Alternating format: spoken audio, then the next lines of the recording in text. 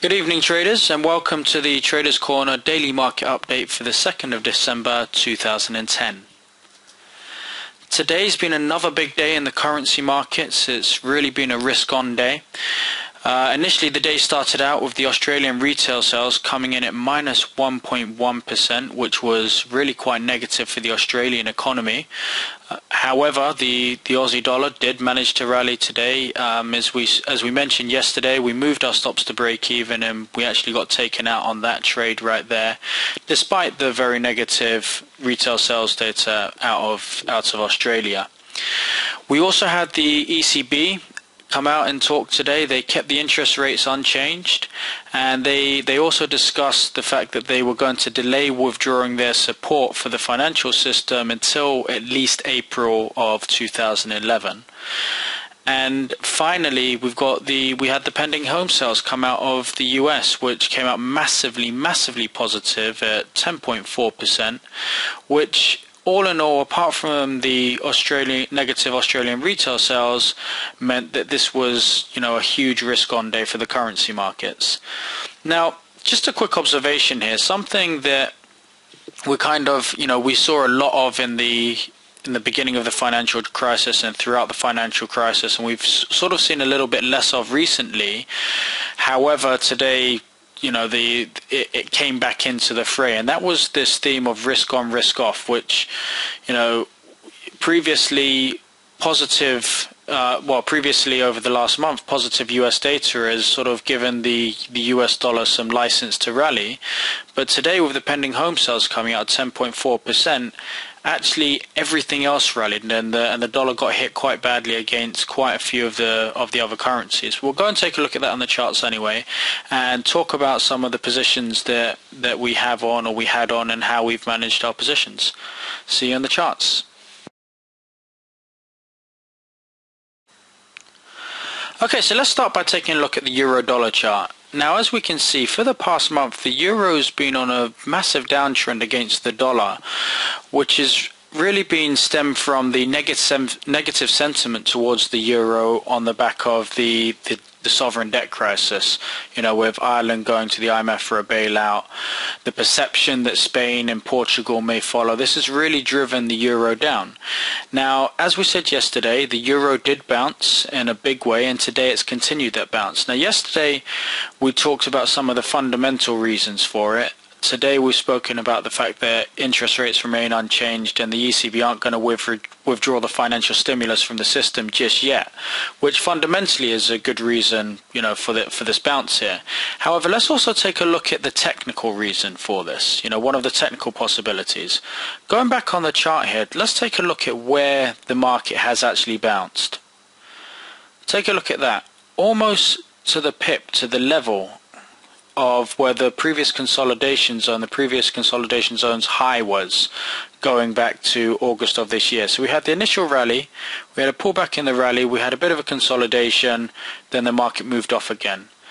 Now, as we know, previous resistance becomes support, and previous support becomes resistance. And let's take a look at exactly what's happened here. So it moved off from this zone here, moved off, made a series of highs, come back down, and look at where it reversed. I mean, that's really uncanny. You can't make this stuff up.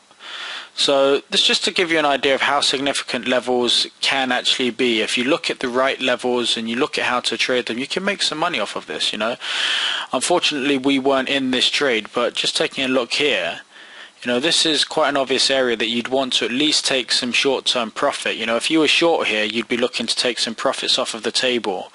And if you were looking to go long, this is a great area to go long from. I'm not saying that this is going to continue over the next days, weeks or months.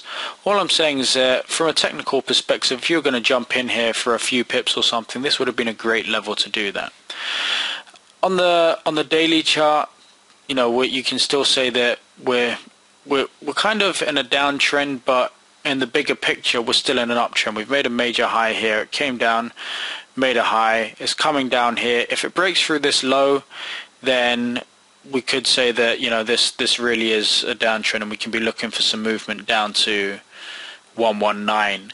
But from the daily basis, yes, technically we are in a downtrend, but if you look at it from the bigger perspective, you could say that this is an uptrend, and this is just a swing pullback in that uptrend, and we're going to get some movement towards the upside.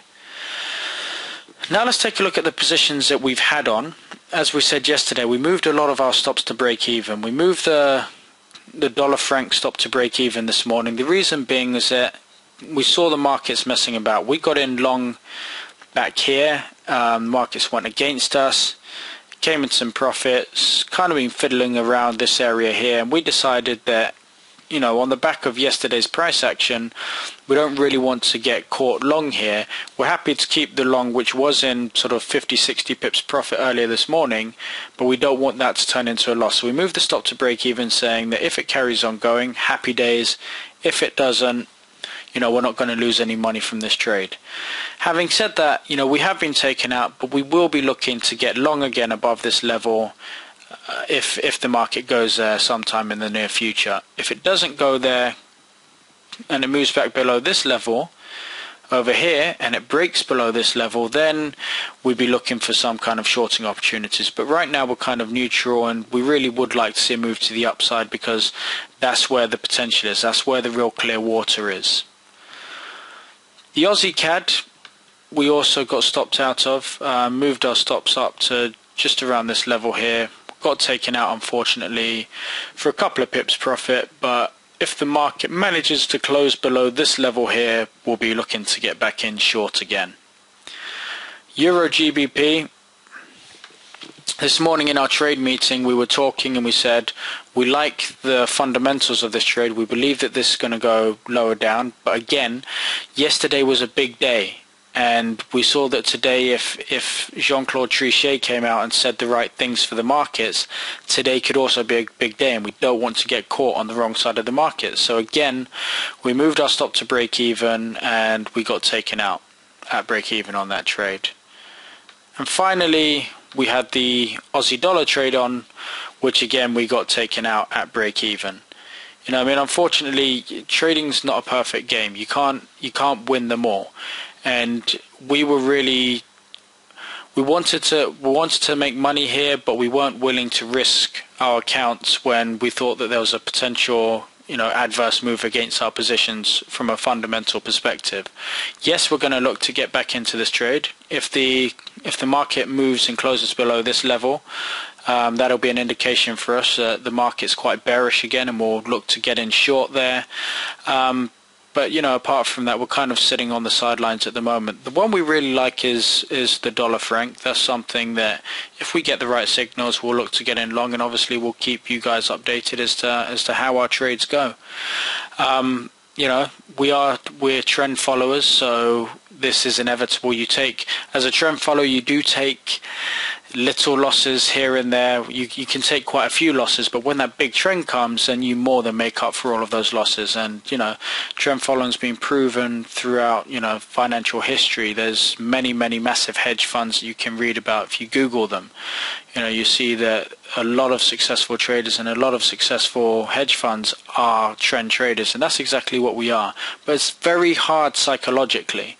You know, to take lots of consistent small losses isn't an easy thing to do, but, you know, that's what we're doing here, and we hope by giving you our daily market updates, you can learn from our experience, and we can help you towards the road of profitability. So, as I said, this is an educational video only, so please, no one go out there and start trading based on the things that we're highlighting in these charts. We're doing this for education purposes only, just to give you guys an idea of what, you know, professional traders look at, and you know, if we can help you in any way, we'll be glad to. See you on the next daily market update tomorrow night. Take care.